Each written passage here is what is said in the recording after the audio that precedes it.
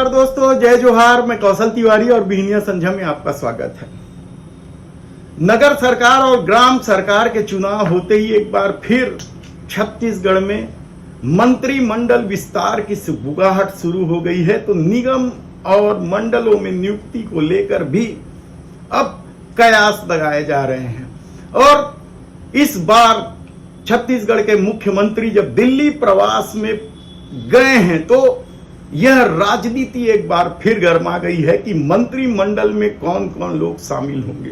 क्या पुराने चेहरे शामिल होंगे या फिर नए चेहरे लाए जाएंगे। पुराने चेहरों में हमने आपको पहले ही बताया कि किस तरीके से सबसे पहले नंबर पर जिनका नाम है वो बिलासपुर के कद्दावर माने जाने वाले नेता अमर अग्रवाल का नाम है। तो छत्तीसगढ़ की राजधानी रायपुर से भी राजेश मूणत का नाम है।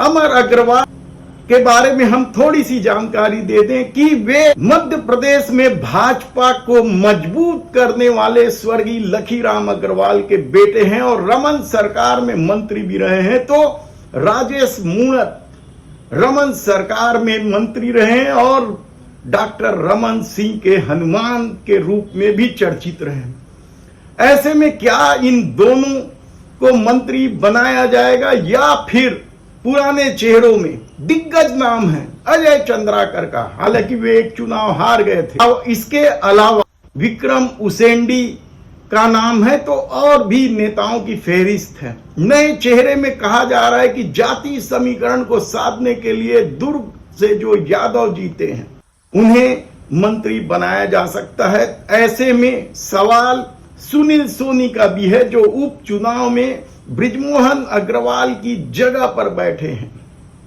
क्या सुनील सोनी को मौका मिलेगा? किस्मत की बात है। और सुनील सोनी के बारे में कहा जाता है कि किस्मत हमेशा उसके साथ रहती है। तो दूसरी तरफ सवाल यह भी है कि क्या इस बार विस्तार को अनुमति मिलेगी या फिर इस महीने के आखिरी सप्ताह से शुरू होने वाले बजट सत्र में विष्णुदेव साय की सरकार 11 मंत्री के साथ ही काम चलाएंगे। ऐसे कई सवाल हैं। तब बड़ा सवाल यह है कि निगम मंडल में नियुक्ति को लेकर किसकी लॉटरी खुलने वाली है। फेरिस्त में कई नेता हैं और सबसे चर्चित नाम हमने आपको पहले ही बताया कि बिल्डर्स के रूप में चर्चित हैं। राजीव अग्रवाल और छगन मुंदड़ा दोनों पार्टनर हैं।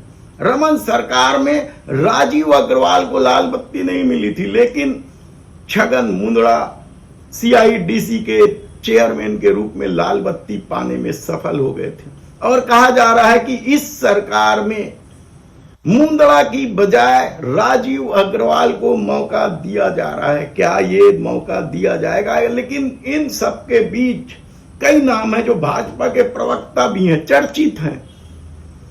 इंदौर कनेक्शन को लेकर और वसूलीबाजी को लेकर चर्चित भारतीय जनता पार्टी के एक प्रवक्ता का नाम भी चर्चा में है। तो इसके अलावा OP चौधरी, टंकराम वर्मा सहित कई मंत्री अपने अपने चहेतों को निगम मंडल में शामिल करने के लिए पूरी ताकत झोंक दिए हैं। तब सवाल यह है कि क्या मंत्रियों के मंसूबे पूरे होंगे? क्या डॉक्टर रमन सिंह की चलेगी या फिर इस पूरे खेल में फिर वही ढोल का बोल सामने आएगा?